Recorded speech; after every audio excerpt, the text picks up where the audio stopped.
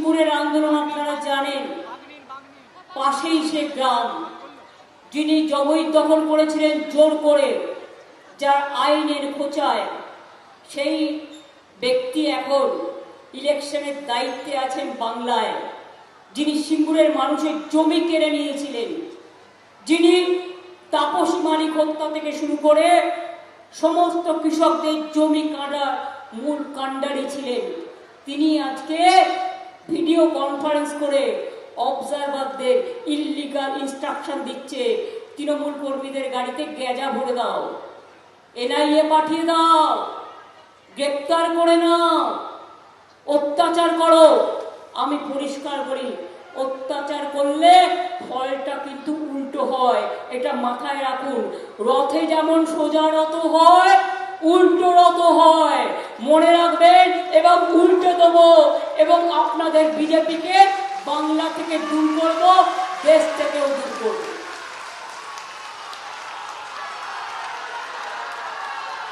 গত পরশুদিন দেখেছেন মোদীবাবু হেরেছে লোকসভায়, দেখেছেন পতন শুরু হয়ে গেছে।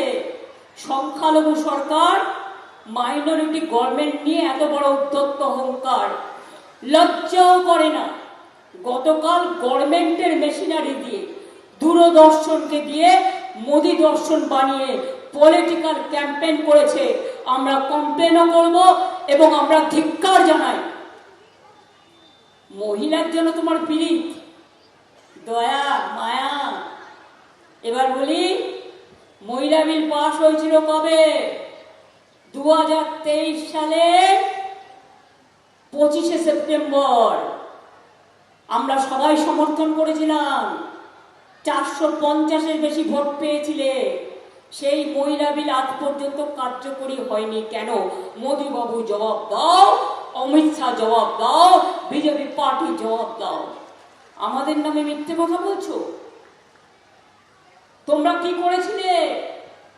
মহিলা বিলটাকে আলাদা না করে এক বিল কভার পাস হয়, কভার করে মহিলা বিলের সাথে তোমরা ডিলিমিটেশন যুক্ত করে দিয়েছিলে। তার অর্থ বঙ্গভঙ্গ করা, তার অর্থ দেশভঙ্গ করা, তার অর্থ নিজেরা হারবে জেনে 543টা সিটের জায়গায় 850 বেশি সিট করবার জন্য এই পরিকল্পনা করেছিলেন। তোমরা যদি মহিলাদের ভালোবাসতে, মহিলাদের বিল যেটা পাস হয়ে গেছে সেটা চালু করে দিতে।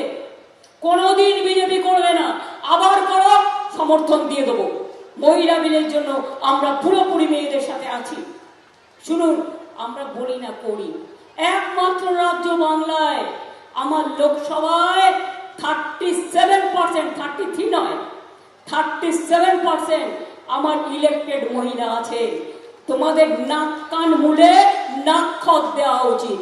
আর আমার রাজ্যসভায় যেখানে পার্টি নমিনেট করে আমার 46% মহিলা আছে।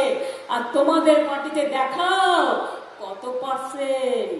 তোমরা মহিলাদের টিকিট দাও না, খুব কম দাও, হারা সিটে দাও, জেতা সিটে দাও না। আর মহিলাদের তোমরা কেয়ার করো না।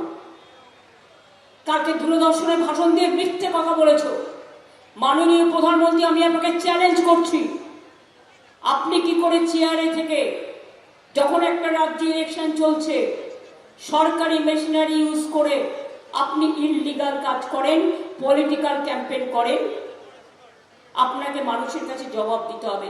आपको रिप्लाई देना चाहिए to the people of India that you are doing the illegal campaign for your party. It is not Mahila Bill, it is the delimitation bill, and Mahila Bill is already passed 2023, 25th September, where more than 450 votes we all supported. Where is the condition? Where is that Mahila Bill? Why didn't you operate that? Why didn't you identify that and notify that? ভোটের আগে চালাকি, শুধু মিথ্যে কথা বলে বলে পেরিয়ে যাবে। আর দূরদর্শনে বক্তৃতা দেবে, এমনকি স্কুল স্টুডেন্টদের কাছেও। লজ্জাও করে না। বিজেপি পার্টি থেকে সিবিএসই স্কুলে প্রচারপত্র পাঠিয়ে বলা হয়েছে আমাদের সমর্থন দিন। কোন জায়গায় গেছে বুঝতে পারছেন? আজকে মা বোনদের কাছে গিয়ে বলছে ফর্ম ফিল আপ করুন। কেন তুমি বাজেটে টাকাটা দিলে না কেন? আমি তো বাজেটে লক্ষ্মীর ভান্ডার বাড়িয়ে দিলাম, আপনারা মার্চ মাস থেকে পেতে শুরু করেছেন, তোমারও ফেব্রুয়ারি মাসে বাজেট হয়েছিল, তুমি তখন কেন করলে না? তাহলে বুঝতাম তুমি সত্যি করেছো। তুমি করবে না, তুমি মেয়েদের ওখানে কার্ড বিলি করে কি করছো?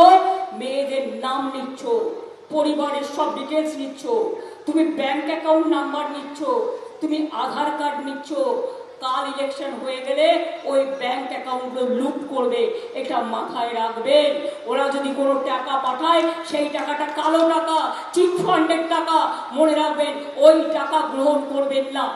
আপনি 365 দিন লক্ষ্মীর ভান্ডার চান না? বিজেপির কথায় ভোটের আগে ওদের মিথ্যা ভাষণে বিহারের মতো একবার দিল, তারপরে এবার এই বুলডোজার চালিয়ে দিল, আর এখন মহিলাদের বলছে যা দিয়েছি ফেরত দাও।